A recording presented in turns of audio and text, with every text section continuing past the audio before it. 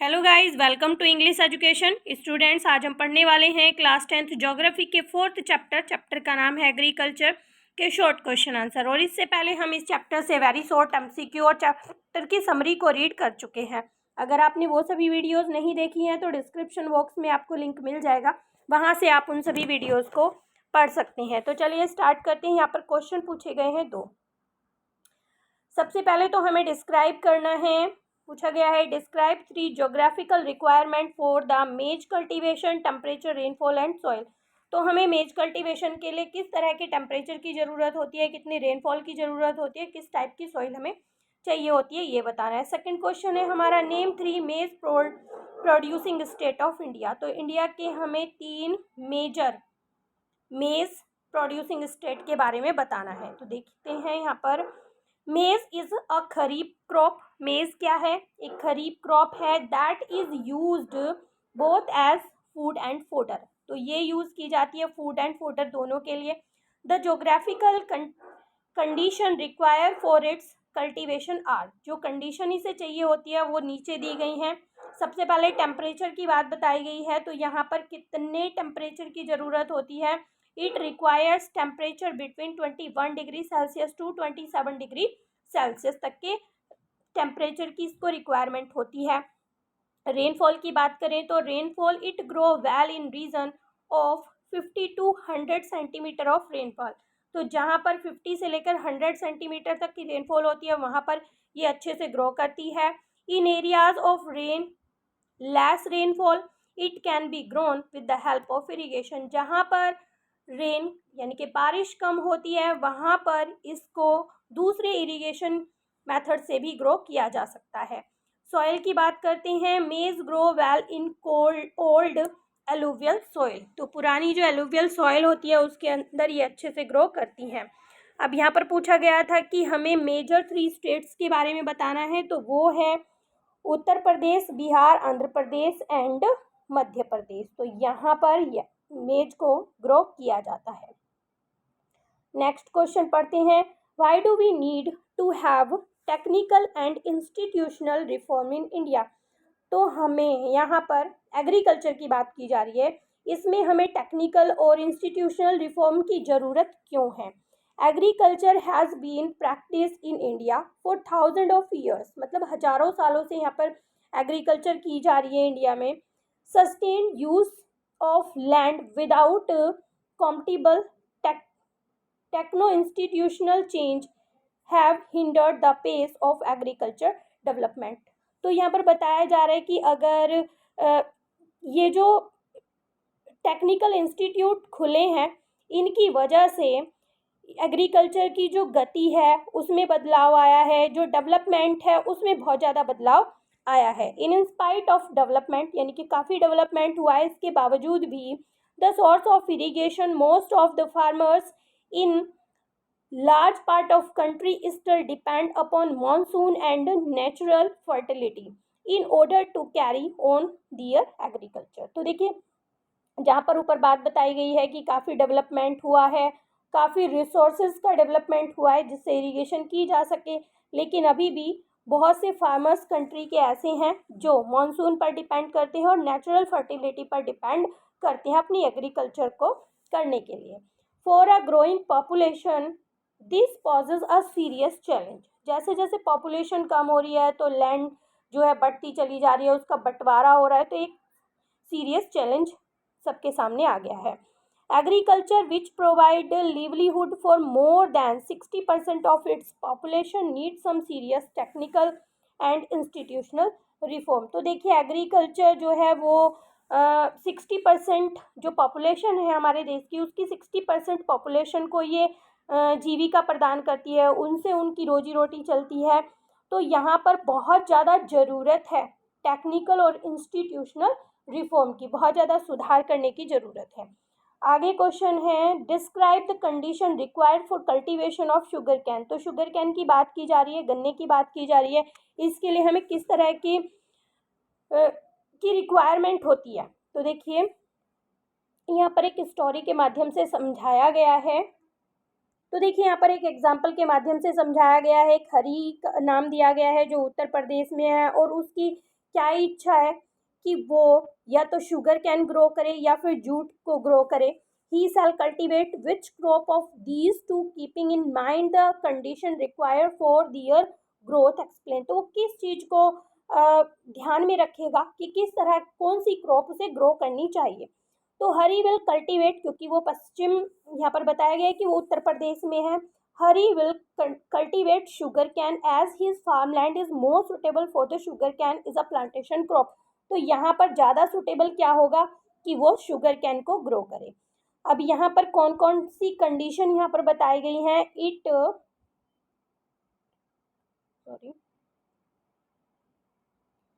It requires temperature in the range of 21 से लेकर 27 degree Celsius तक and rainfall from 75 to 100 centimetre. तो इतनी तो इसे टेम्परेचर की ज़रूरत होती है और ये रेनफॉल की ज़रूरत होती है।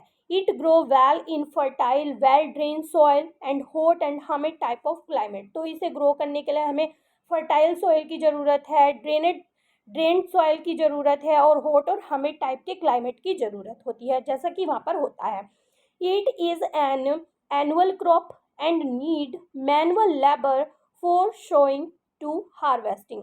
अब यहाँ पर इसे ग्रो करने के लिए हमें क्या ज़रूरत होती है, हमें ज़रूरत होती है, ये एक एनुअल क्रॉप होती है और इसमें बहुत ज़्यादा लेबर की ज़रूरत होती है कि वो जो है बोने से काटने तक उसमें बहुत ज़्यादा लेबर करना पड़ता है।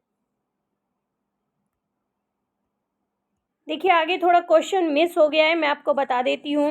Has agriculture contributed to the national income and employment. तो यहाँ पर पूछा गया है कि क्या एग्रीकल्चर बहुत बड़ा कंट्रीब्यूशन करता है नेशनल इनकम में और एम्प्लॉयमेंट में। तो जान लेते हैं, agriculture has been a backbone of the Indian economy. तो एग्रीकल्चर को इंडियन इकोनॉमी की बैकबोन कहा जाता है। It provides employment and livelihood to the 63% of the population. तो कंट्री की जितनी भी पॉपुलेशन है वहाँ पर ये 63% को एम्प्लॉयमेंट प्रोवाइड करता है।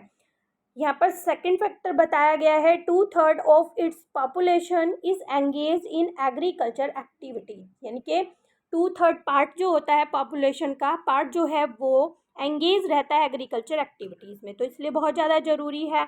आगे बताया गया है, it is a primary activity which produce most of the food that we consume. तो ये जो एक्टिविटी है ये क्या करती है, ये उस फूड को प्रोड्यूस करती है जिसे हम कंज्यूम करते हैं। Beside food grain it also produce raw material, मतलब फूड ग्रेन के साथ साथ ये और क्या चीज़ें प्रोड्यूस करती है, जैसे रॉ मटेरियल है जो बहुत सी इंडस्ट्रीज़ को प्रोवाइड किए जाते हैं। Moreover some agriculture products like tea, coffee, spices etcetera are also exported. तो यहाँ पर बताया गया है टी, कॉफ़ी, स्पाइसेस इन सभी को भी एक्सपोर्ट किया जाता है, यानी कि कंट्री के बाहर भेजा जाता है। All other sectors of Indian economy heavily depend on agriculture for their growth. तो दूसरे सेक्टर भी हैं इंडियन इकोनॉमी के जो पूरी तरह से में यानी कि एक बड़े रूप से वो एग्रीकल्चर पर डिपेंड करते हैं उनकी ग्रोथ के लिए। आगे क्वेश्चन है, what is slash and burn agriculture. ये हमने वेरी शॉर्ट क्वेश्चन आंसर में भी पढ़ा था। In this agriculture farmers clear a patches of land and produce cereals, arid other crops to sustain their families. तो यहाँ पर एंड आना है, ठीक है। तो जो फार्मर्स हैं इन दिस एग्रीकल्चर, ये जो स्लैश एंड बर्न फार्मिंग है, तो इसमें क्या होता है, जो फार्मर्स होते हैं एक पैच ऑफ लैंड को यानी कि कुछ लैंड को क्लियर करते हैं बर्न करके, फिर क्या करते हैं वो वहाँ पर कुछ क्रॉप्स को ग्रो करते हैं अपनी फैमिली को चलाने के लिए, अपनी फैमिली की ज़रूरतों को पूरा करने के लिए। When the soil fertility decreases, अब आगे क्या होता है, जब सॉइल की जो फर्टिलिटी होती है वो डिक्रीज हो जाती है, कम हो जाती है, the farmer shift the clear and fresh patch of land for cultivation. अब फार्मर्स क्या करते हैं, दूसरी लैंड पर वो शिफ्ट कर लेते हैं, उसको क्लियर करते हैं, जो फॉरेस्ट होते हैं उन्हें साफ करते हैं किसी भी लैंड को और वहाँ पर कल्टीवेशन करते हैं। This type of shifting allows nature and replenish the fertility of the soil through the natural process। और इससे क्या होता है, इस तरह की जो फार्मिंग होती है ये इससे क्या होता है कि जो लैंड होती है उसकी फर्टिलिटी रिप्लेनिश हो जाती है और वो भी नेचुरल तरीके से होती है, जो बहुत ही बेटर है। Land productivity in this type of agriculture is low. जो लैंड प्रोडक्टिविटी होती है ना, यानी कि लैंड पर जो चीज़ें ग्रो करती हैं वो हालांकि कम होती है, as the farmer do not use fertilizers और एनी मॉडर्न इनपुट्स। ऐसा क्यों होता है, क्योंकि जो फार्मर्स होते हैं ना वो किसी भी टाइप के फर्टिलाइजर्स यूज़ नहीं करते हैं और दूसरे इनपुट्स का यूज़ वो नहीं करते हैं। नेक्स्ट क्वेश्चन है analyse kharif and rabi crop through the different parameters. तो यहाँ पर हमें रबी और खरीफ क्रॉप के बीच में कुछ डिफरेंस बताना है। यहाँ पर देखो पैरामीटर दिए गए हैं, इन्हें देखते हुए पढ़ते हैं। सोइंग पीरियड के बारे में बात की जा रही है, तो ये कब बोया जाता है, जून से लेकर जुलाई तक, ठीक है। वहीं पर रबी क्रॉप ग्रो की जाती है अक्टूबर से दिसंबर तक, ठीक है। ये इसका सोइंग पीरियड होता है, ठीक। अब यहाँ पर हार्वेस्टिंग पीरियड की बात करते हैं, तो इसको हार्वेस्ट किया जाता है सितंबर से अक्टूबर तक और रबी क्रॉप को हार्वेस्ट किया जाता है अप्रैल से लेकर जून में। तो यहाँ पर स्टार्ट ऑफ समर लिखा हुआ है। देखिए वाटर रिक्वायरमेंट की बात करें अगर, तो यहाँ पर जो खरीफ क्रॉप है उसे ज़रूरत होती है हाई रेनफॉल और बेटर इरिगेशन की, और यहाँ पर जो रबी क्रॉप होती है उसे लेस और कंपेयर्ड मतलब कम पानी की ज़रूरत होती है, किसके कंपैरिजन में, खरीफ क्रॉप के कंपैरिजन में। अब यहाँ पर बात की जा रही है रीजन की, all region of the country के हर एक रीजन में इसको ग्रो किया जा सकता है। और रबी की बात करें तो northern and the north eastern part of India में ये ग्रो की जाती है। क्रॉप ग्रोन, कौन कौन सी क्रॉप जो है इनके अंडर में आती हैं, तो देखते हैं यहाँ पर खरीफ में पैडी, मेज, ज्वार, बाजरा, कॉटन, जूट, ग्राउंडनट, ये सभी आती हैं। और रबी की बात करें तो wheat, barley, peas, gram and mustard, ये सभी क्रॉप्स यहाँ पर रबी क्रॉप के अंडर आती हैं। नेक्स्ट क्वेश्चन पढ़ते हैं, व्हाट आर मिलेट्स। मिलेट्स क्या है, हमने चैप्टर में जाना था ये कि मिलेट्स क्या होते हैं। Give brief description of the climatic condition and producing state of the millet grown in India. तो यहाँ पर हमें क्लाइमेटिक कंडीशन को भी बताना है जो मिलेट के ग्रो करने में बेटर होती है, और यहाँ पर हमें वो भी बताना है कि कौन कौन से स्टेट में इसे ग्रो किया जाता है।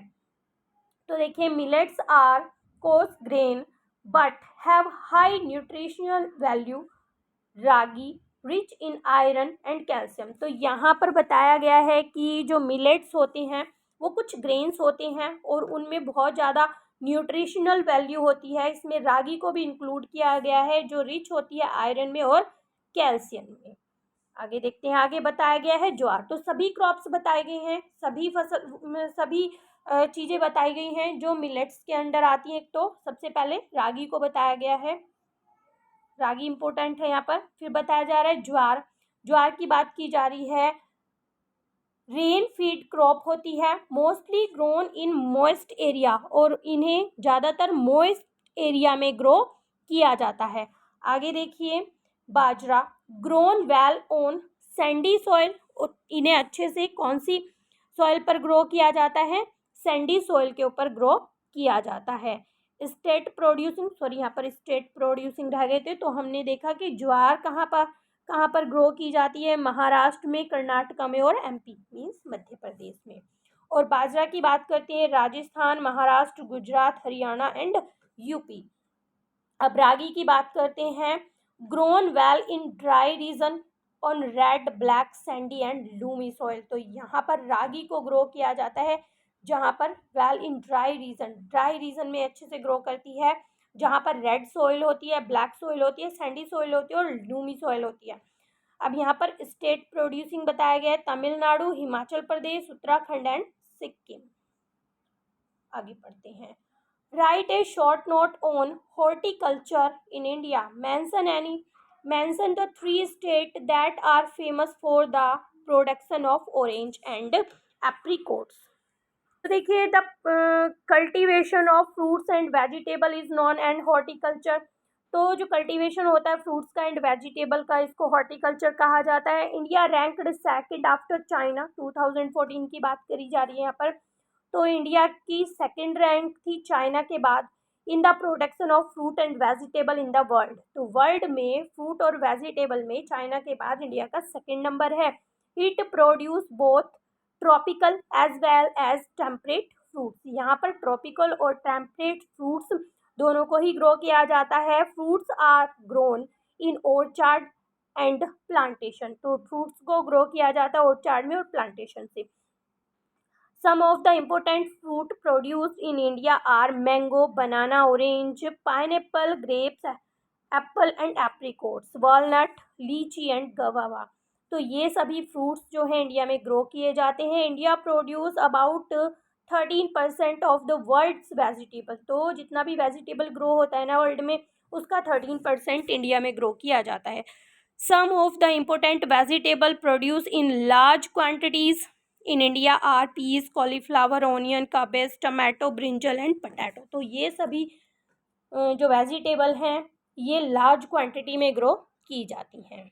तो यहाँ पर बताया गया है कुछ फ्रूट्स के बारे में बताया गया है जो कहाँ पर ग्रो किए जाते हैं। देखिए ऑरेंज के बारे में बताया गया है। तो ऑरेंज को बताया गया है यहाँ पर महाराष्ट्र में, नागपुर में, मेघालय में। तो ये चेरापूंजी में, मतलब ये स्टेट्स के नाम बताए गए हैं, ये यहाँ पर ग्रो किए जाते हैं। एप्रिकॉट की बात करते हैं तो एप्रिकॉट हिमाचल एंड जम्मू कश्मीर में ग्रो किए जाते हैं। नेक्स्ट क्वेश्चन देख लेते हैं। क्वेश्चन है यहाँ पर, what do you understand by Bhoodan and Gramdan. तो भूदान और ग्रामदान से आप क्या समझते हैं, जान लेते हैं। ये इसमें थोड़ी सी आपको स्टोरी भी मिलेगी।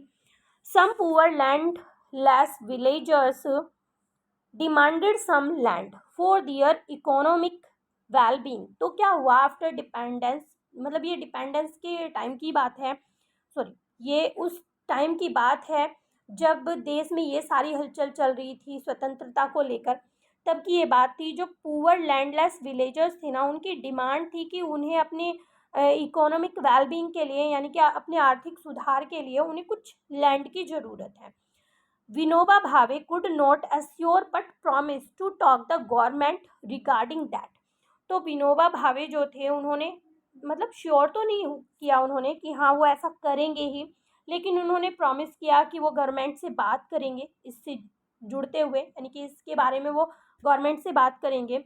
Suddenly Shri Ramachandra Reddy stood up and offered 30 acres of land to be distributed among the 30 landless villagers. तो तभी क्या होता है, श्री रामचंद्र रेड्डी जो होते हैं वो खड़े होते हैं, मतलब ये सब मीटिंग चल रही थी, बातें हो रही थी, और वो क्या करते हैं 30 एकड़ जो लैंड होती है उसे डोनेट कर देते हैं जो 80 लैंडलेस विलेजर्स थे उनके बीच। This act was known as Bhoodan. तो इस एक्ट को भूदान के नाम से जाना जाता है। Similarly some zamindars, owners and many villages offered to distribute some village among the landless. तो देखिए कुछ लोगों ने और क्या किया, कुछ जमींदार थे, ओनर्स थे विलेज के, उन्होंने कुछ विलेज को डिस्ट्रीब्यूट कर दिया जो लैंडलेस लोग थे उनको। It is known as Gramdan, और इसे ग्रामदान के नाम से जाना गया। This Gramdan and Bhoodan movement was initiated by Vinoba Bhave. It is also known as bloodless revolution, और इसे ब्लडलेस रेवोल्यूशन के नाम से भी जाना जाता है। तो यहाँ पर आपके पास क्वेश्चन है, differentiate between commercial farming and plantation farming. तो हमें यहाँ पर डिफरेंस बताना है कॉमर्शियल फार्मिंग में और प्लांटेशन फार्मिंग में। जानते हैं, in this type of farming crops are grown only for commercial purpose. तो इस टाइप की जो फार्मिंग होती है उसमें केवल जो क्रॉप ग्रो की जाती है वो कॉमर्शियल पर्पस के लिए भी, यानी कि आर्थिक लाभ के लिए भी ये ही यूज़ की जाती है। इन this type of farming single crop is grown on a large area. और इस टाइप की फार्मिंग में एक सिंगल क्रॉप ग्रो की जाती है एक बड़े एरिया पर। नंबर 2 पर बताया गया है, farmers make use of higher doses of modern inputs HYV seeds chemical fertilizers, insecticides etcetera.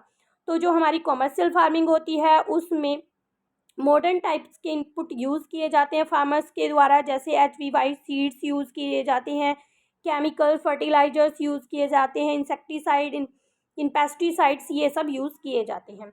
अब प्लांटेशन में क्या ज़रूरत होती है, labour is employed to work in a large tracts of land using capital intensive devices. तो capital intensive device को use किया जाता है। यहाँ पर जो लेबर है उसकी बहुत ज़्यादा ज़रूरत होती है क्योंकि लार्ज स्केल पर एक ही तरह की क्रॉप ग्रो की जाती है।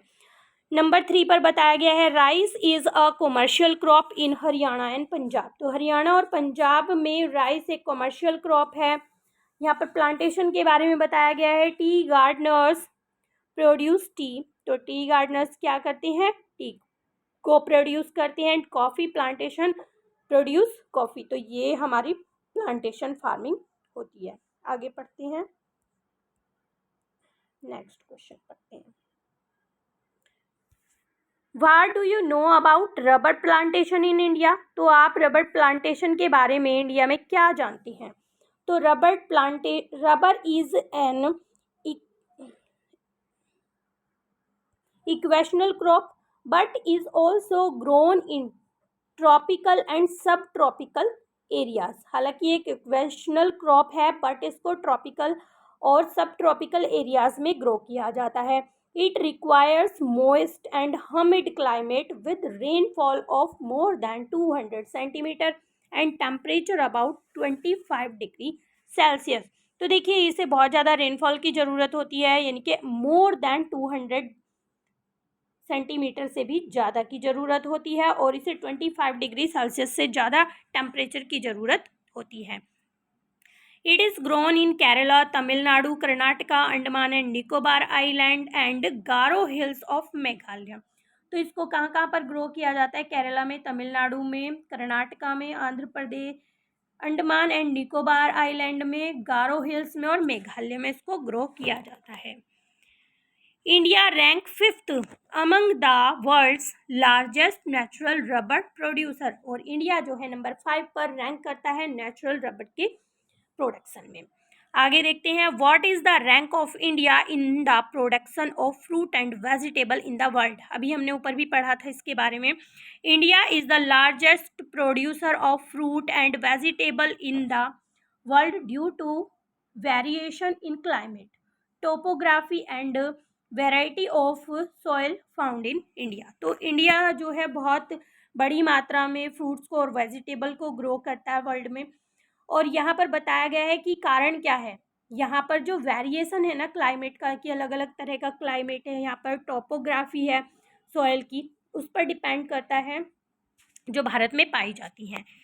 नंबर 2 पर बताया गया है, India is a producer of tropical as well as temperate fruit. तो यहाँ पर जो इंडिया है उसमें ट्रॉपिकल और टेम्परेट फ्रूट दोनों को ही ग्रो किया जाता है। एग्जाम्पल के लिए बताया गया है कि मैंगो, बनाना, गवावा, पाइनएप्पल, ये सब चीज़ें यहाँ पर ग्रो की जाती हैं।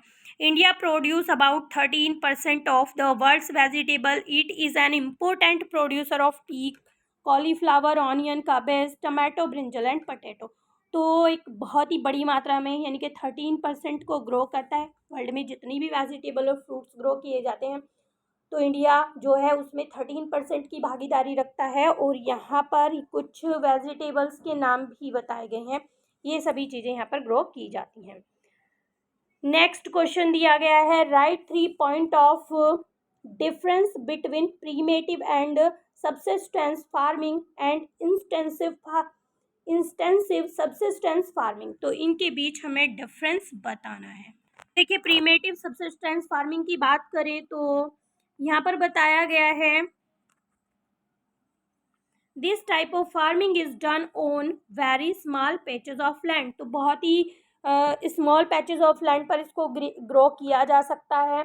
अब यहाँ पर इंटेंसिव फार्मिंग की बात की जा रही है, the land holding are comparatively bigger. तो यहाँ पर प्रीमेटिवली की बात करें तो उसके कंपैरिजन में यहाँ पर ज़्यादा लैंड की ज़रूरत होती है।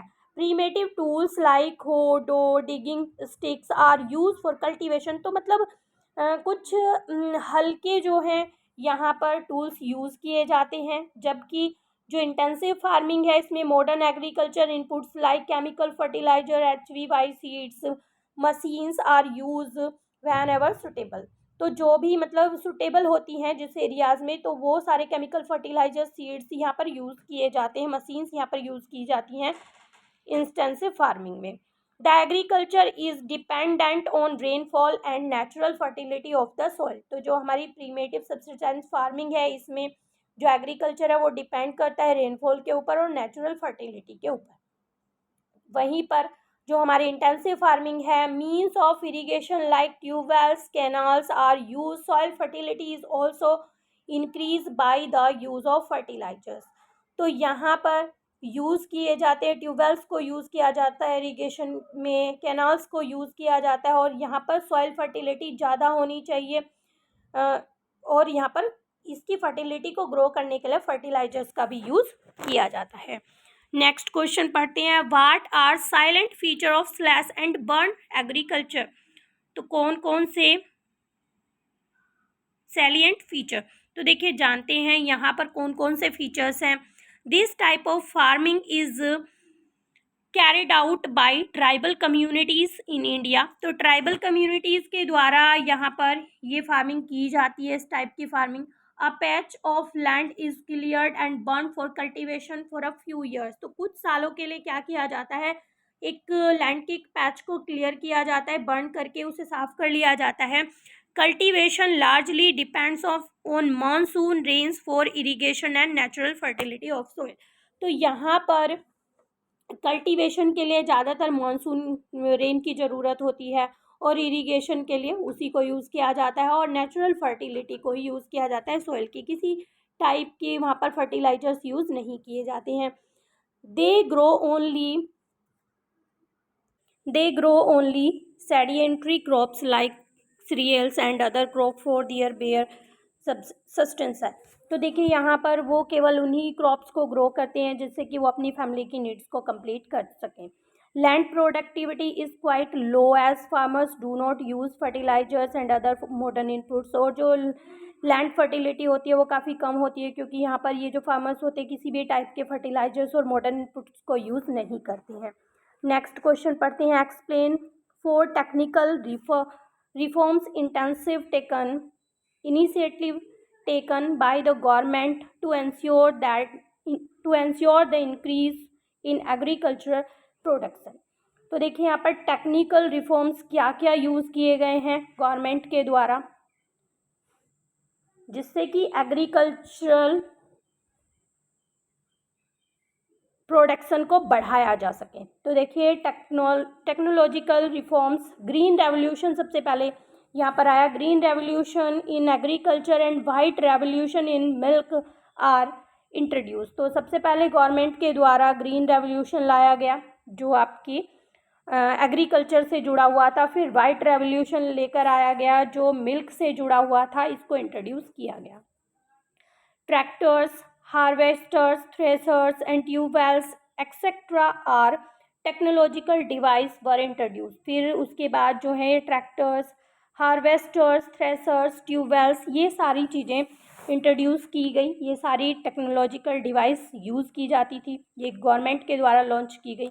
For better production fertilizers, insecticides and pesticides were also produce. और उसके बाद किस बेटर प्रोडक्शन के लिए फर्टिलाइजर्स का यूज़ किया गया, इंसेक्टिसाइड्स का, पेस्टिसाइड्स, ये सब चीज़ें यूज़ की गई। The government also announce the minimum support price. फिर गवर्नमेंट के द्वारा मिनिमम सपोर्ट प्राइस को लागू किया गया, which checks the exploitation of farmers by the, जो बिचौलिए थे ना, स्पेकुलर्स थे, बीच के जो लोग थे, जो मिडल मैन थे, वो फसल को ले लेते थे, तो उनसे बचाने के लिए फार्मर्स को गवर्नमेंट ने मिनिमम सपोर्ट प्राइस जो है लागू कर दिया, जिस पर गवर्नमेंट अच्छे प्राइस पर सभी फार्मर्स की क्रॉप को परचेज कर लेती है।